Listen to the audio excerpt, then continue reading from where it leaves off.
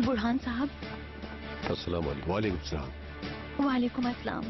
बहुत अफसोस हुआ। मुझे भी। मेहरबान आप आ गई हैं क्या? आ गई हैं, अंदर है। मुझे यकीन है कि ये उनका भाई है। उसकी जेब में पासपोर्ट था ऑनर साहब, और बाकी चीजें भी उसकी थी। बेचारी मेहरबान आपा, आपको भी सुबह सुबह परेशान कर दिया। कैसा परेशान बेटा? परेशानी में अपने ही साथ देते हैं।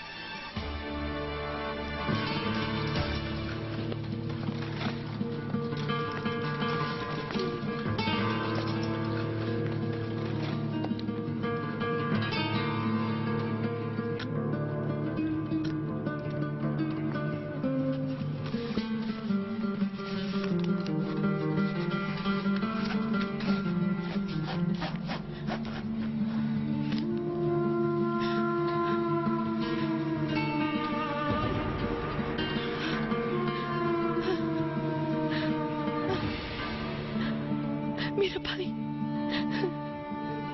उस बेचारे को पीछे से गोलियां मारी गई हैं।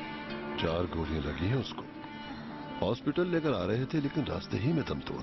ये हुआ कहाँ पर? यहां से करीब ही एक गली में।